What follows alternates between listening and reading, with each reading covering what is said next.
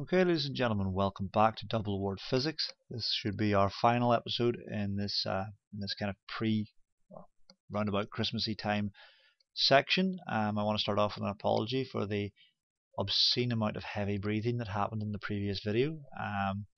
I'd obviously gone and done a 10-mile run, come back and decided I would do some work, and I was still a little, that's a lie. That's a lie. I just get really excited about physics, and I'm very sorry. I have a problem. I do have a problem. But we're going to start with electricity bills today. It's the last thing that is on the kind of electrical course for the January exam for the students of mine that are watching this. For the rest of you, tough. You're going to have to wait until I do some more videos. So electricity bills are what we're about. Now, electricity bills. You're an electricity company, you produce energy, you sell this electrical energy to people, so you need to be able to measure the amount of electrical energy. So electricity bills are all about electrical energy. You need to figure out how much electrical energy you've used and charge you accordingly. Keyword here is energy. Alright, super important thing. Anything to do with electricity bills is about energy. Alright, now to work out energy, we use the equation energy equals the amount of power that you've used multiplied by the time that you've used it for. Alright, that's from year 11 stuff. Energy equals, or power equals energy over time. There's a rearrangement of it. Energy equals power times time. The kind of crappy bit about it is that electricity companies don't like using joules and watts and seconds, and that makes sense because they bill you every 3 months or so, right? And you use an obscene number of joules of energy in that time, and there's an awful lot of seconds in 3 month period. So they don't use standard units. What they use for energy is they use different units for power. They use power in kilowatts.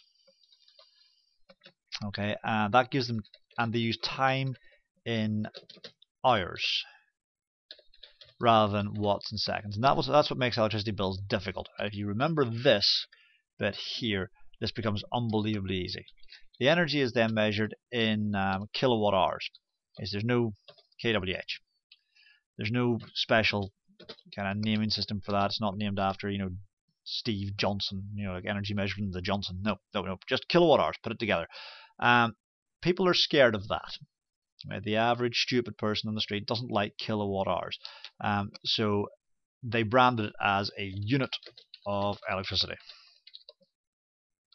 So when they say to you, oh, how much energy did you use? They say, oh, I used 4 units. What they really mean to say is I used 4 kilowatt hours of energy. But they say I used 4 units of electricity. Alright, so 1 kilowatt hour, should be a capital there, of energy becomes, in common language, 1 unit of electricity. Good? Excellent. Then all you have to do is you have to price that. So electricity companies go, right, well, we know how much power you've used, we know the time that you've used it over, so we will charge you for each of these kilowatt hours, or we'll charge you for each unit. And a unit of electricity is priced at something. So let's say a unit of electricity, TRICITY. Yeah, dear me, it's early in the morning. Not, you can see the clock, it's actually nearly midday.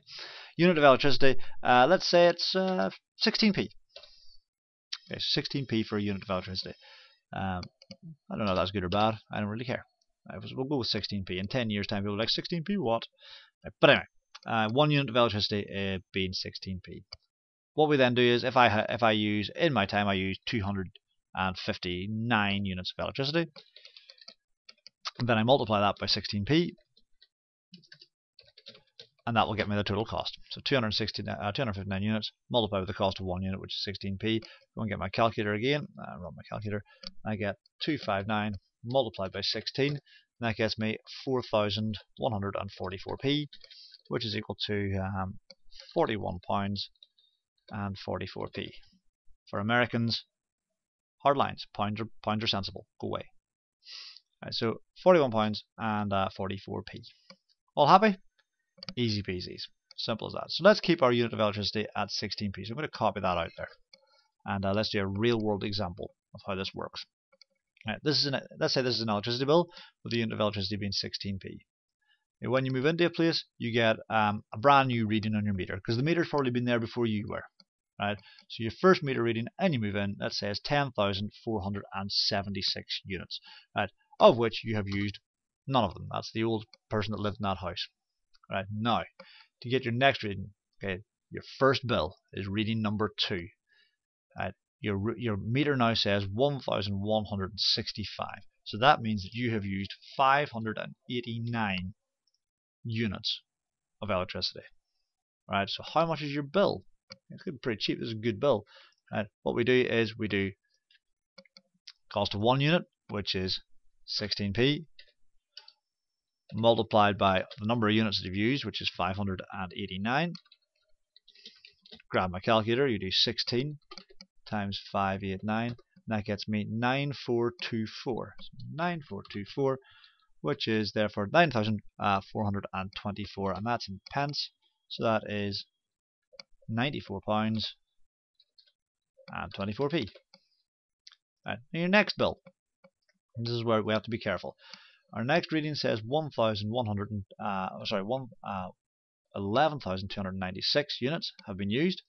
And so how many units have you used between these two bills? Right, my units used is this one, take away this one. So that is going to be a 231 units. Right, so we're moving away on holiday or something. We've used a lot less. So 16p multiplied by 231. There hasn't been a price increase or anything in that time. Grab the calculator. We do 16 times 231. That gets me 3696. 3696, and that's in pence, which is equal to £36 and 96p. Alright, good stuff. Okay, reading 4. Moving on, we take this one away from this one, and we are left with 998.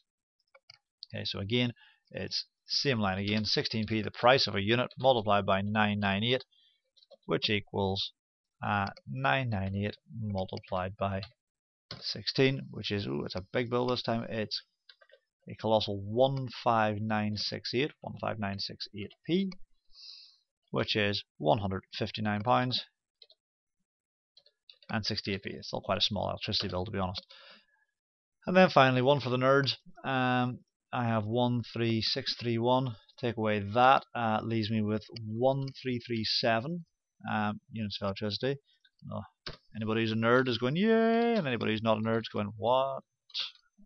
There we go, 1337, and 16 multiplied by 1337 equals 21392. 21392 pence, which is equal to £213 and 92p. Easy peasies. Easy peasies. Things to remember. Remember that a unit of electricity, 1 unit, is equal to 1 kilowatt hour, and even though it says watts in it, this is a measurement of energy, because it's watts, that's true, but it's multiplied by time, and power multiplied by time is energy. Got to remember that, and that's it. Really, it doesn't get any simpler than that. Okay, all happy? Happy days. Just before we disappear, I remember that if I wanted to know how many units of electricity a particular thing used, then let's, for example, say a toaster. Well, maybe not a toaster, but let's say a 2 kilowatt device runs for 1 hour and 20 minutes. How many units is that?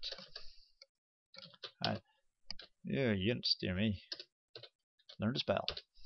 Okay, then I just use energy, which is in units, is equal to, called E, equals the power, which is 2, because it's measured in kilowatts. That should be a capital as well.